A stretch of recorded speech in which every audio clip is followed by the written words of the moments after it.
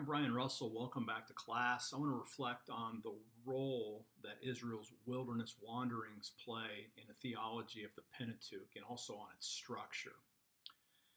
The wilderness materials themselves take place at Exodus 15:22 to 18:27, and then from Numbers 10:11 to 36:13. So you have two different pieces. And I want to show you briefly how that functions within Israel's story, right? So immediately before the first block of wilderness, we're going to get the Exodus from Egypt story, right? We get the Exodus, Red Sea, which is roughly Exodus chapter 1 through 15:21, okay? And then we're going to get wilderness, and the wilderness happens right here, right? We're going to have wilderness on this side, 15:22 to 18:27. And then what happens next? We get the whole block, the big teaching block of Sinai. And within the Pentateuch as a whole, the Sinai materials run from 19:1 in Exodus. So Exodus 19:1 all the way through Numbers 10:10. So it's important to see that, right? So that we have Exodus 19:1 all the way through Numbers 10:10. So this includes over half the book of Exodus, all of Leviticus, and then the first 10 chapters of Numbers. And then we get another block of wilderness material that again includes the rest of the book of Numbers. So 10:11 through 36:13. And then within the Pentateuch itself, just observe that we have the book of Deuteronomy shows up. And I'm going to blip that off just a little bit. That's the whole book of Deuteronomy. But then what comes next?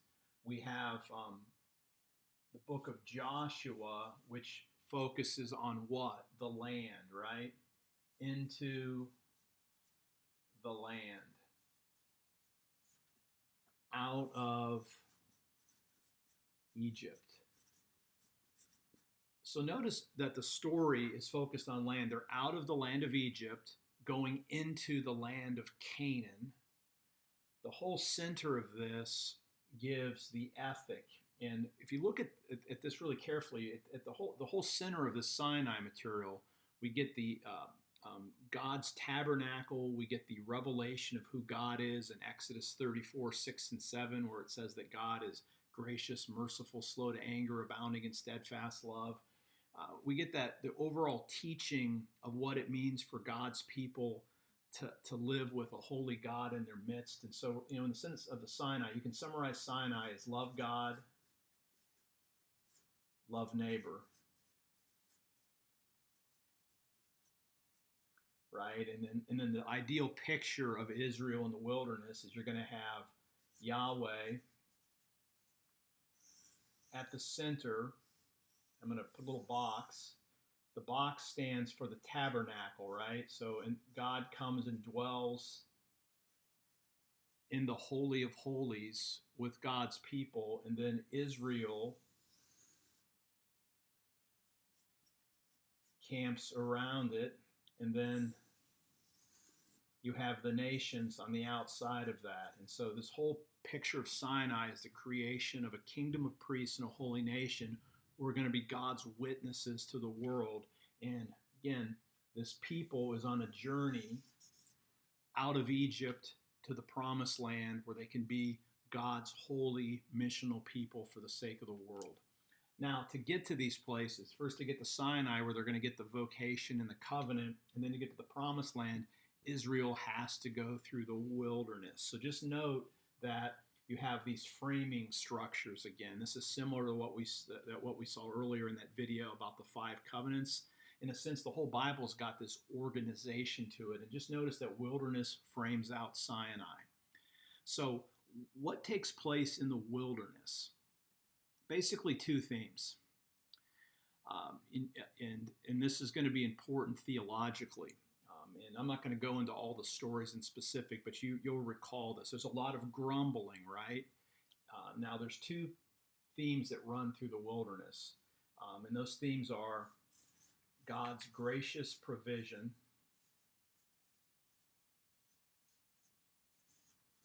So, what happens consistently for God's people in the wilderness? They have manna, quail, fresh water, and a lot of the stories revolve around those themes. So, we're going to get in both of these sections God consistently providing for God's people, God's gracious provision. Now, the other theme that runs here, as this ends up being a testing ground.